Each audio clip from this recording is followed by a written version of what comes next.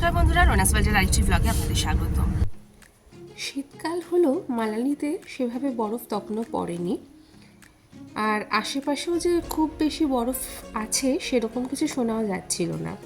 তবে আমাদের যিনি ট্যুর অপারেটর তিনি চারদিকে খোঁজ খবর চালিয়ে গ্রামফু বলে একটি জায়গাতে বরফ পাওয়া যাচ্ছে সেটা আমাদের বললেন। তাই আজকে আমরা রওনা দিয়েছি সেই গ্রামফুর উদ্দেশ্যে। আশা আছে বরফ পাবো। চলুন আমাদের সাথে ঘুরে আসি গ্রামফু। গ্রামফু যাওয়ার পথেই এরকম একটা জায়গা পড়েছে। দেখুন চারদিকে কত বরফ, পাহাড়ের চূড়ায় নিচের দিকটাতেও প্রচুর বরফ আছে, কিন্তু এই জায়গাটা মেনলি তৈরি করা রয়েছে নিচের দিকটা। দ্বারা আপনাদের দেখাচ্ছি, ওই যে দেখছেন সাদা মতো একটা আর্টিফিশিয়াল বরফের একটা চাদর তৈরি করা হচ্ছে যেখানে স্কেটিং করা হচ্ছে, আর এইখানেও বাচ্চাদের জন্য একদম। তো সেখানেই আমার মেয়ে এসছে, আপাতত সে বুট পরে একটু স্কেট করে নিল। সেখান থেকে বেরিয়ে আমরা এগিয়ে চলেছি এবার। কিন্তু কি অসম্ভব জ্যাম দেখেছেন, প্রচন্ড জ্যাম। সেই জ্যাম ঠেলতে ঠেলতেই আপনারা দেখছেন এই মুহূর্তে আমরা বেরোচ্ছি নিচ দিয়ে, চন্দ্রভাগা নদী বয়ে যাচ্ছে তার উপরে ব্রিজটা দিয়ে। এই জায়গাটার নাম হলো খোকসার।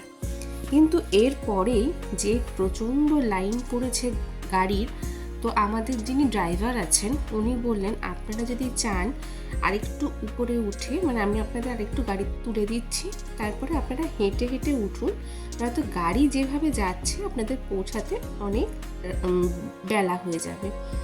এই যে এখান থেকে দেখুন দেখাচ্ছে গ্রামফু আরও 6 কিলোমিটার, আর রোটান পাস এখান থেকে 21 কিলোমিটার। তো আমরা ওনাকে বললাম যে ঠিক আছে আরেকটু এগিয়ে দিন আমাদেরকে, যে তারপরে আপনি গাড়িটা দাঁড় করে দেবেন। আর সবচেয়ে মুশকিল হচ্ছে, আচ্ছা তার আগে বলি, এই যে চারদিকে দেখছেন এখানে কিন্তু প্রচুর মানে ড্রেস ভাড়া পাওয়া যাচ্ছে। আপনারা এখান থেকে ড্রেস ভাড়া নিয়ে পরে উঠতে পারেন। আবার এমনও আছে আমরা যেরকম নিচ থেকেই ড্রেসটাকে ভাড়া নিয়ে ওপরে উঠছি, সেটাও করা যেতে পারে। কি প্রচণ্ড ধুলো ছিল। গাড়ির জ্যামে বসে বসে আমরা এরকমভাবে প্রাকৃতিক সৌন্দর্য দেখছি।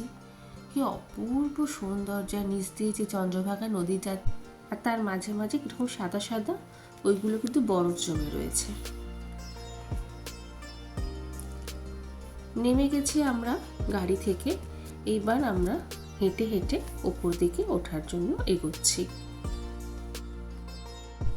ড্রাইভার যেখানে আমাদের নামিয়ে দিয়েছেন তার পাশ দিয়ে, মানে আমরা বাঁ দিক করে নেমে ডান দিকে যেখানে পাহাড়ের গা দিয়ে এইরকমভাবে মোটা বরফের আস্তরণ কিন্তু আমরা দেখতে পাচ্ছি। কি সুন্দর দেখুন, এখানটাতে দাঁড়িয়ে প্রচুর লোক ছবি তুলে নিচ্ছে, আমরাও তার ব্যতিক্রম নই। অনেকগুলো ছবি তুলেছি এখানে আমরা। কিন্তু সবচেয়ে বড় কথা কি বলুন তো, এই জায়গাটা না ভীষণ পিচ্ছল, আর আমরা যে ড্রেস ভাড়া করেছি সেই ড্রেসের সাথে যে বুটটা দিয়েছে সেই বুটটা কিন্তু একদম এই বরফের মধ্যে ছবি তোলার জন্য উপযোগী নয়, ভীষণভাবে পা পিছলে যাচ্ছে। যাই হোক, তা সত্ত্বেও আমরা আস্তে আস্তে সাবধানে এখানে গিয়ে ফটো তুলেছি। আর কি সুন্দর লাগছে দেখুন তো, পাশ দিয়ে হলুদ হলুদ পাহাড়ের গায়ে সাদা সাদা বরফ, ওপরে নীল আকাশ, সব মিলিয়ে অপূর্ব দৃশ্য।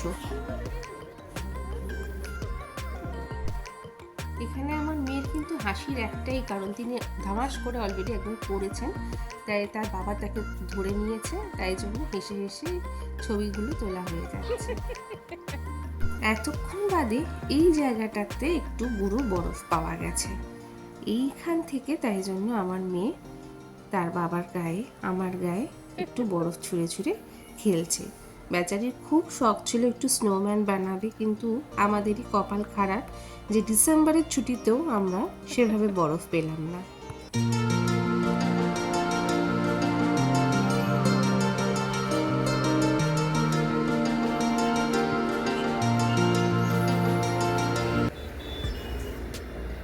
আপনাদের একবার গাড়ির শাড়িটা দেখালাম, দেখছেন গাড়ির শাড়িগুলো কি বিভৎস অবস্থা হয়ে রয়েছে।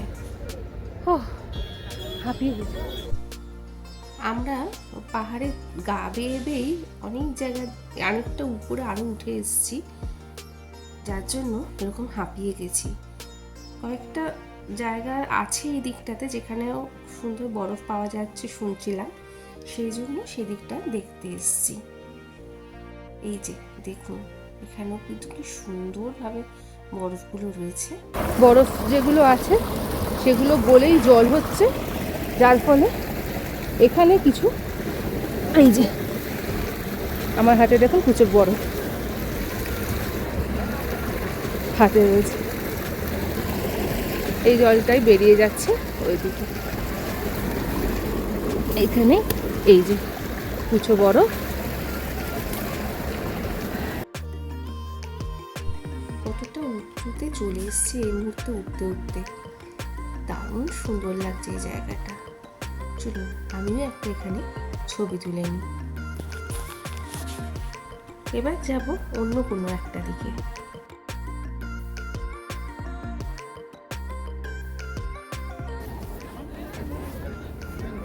চলুন আরও একটা জায়গায় বলছে বরফের মধ্যে বসে লোকে ছবি তুলছে, তো যাই সেখানে গিয়ে দেখি।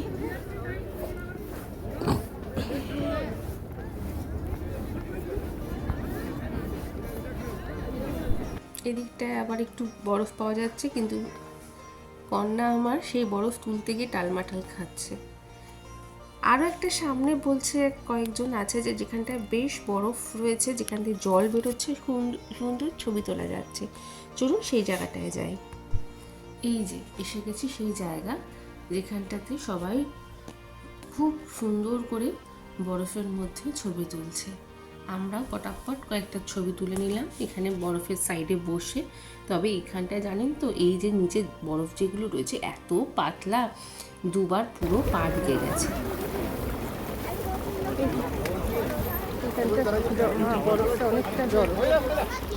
আপাতত আমার মেয়ের এই বরফ নিয়ে খেলা বেশ খানিকটা চলতে থাকবে।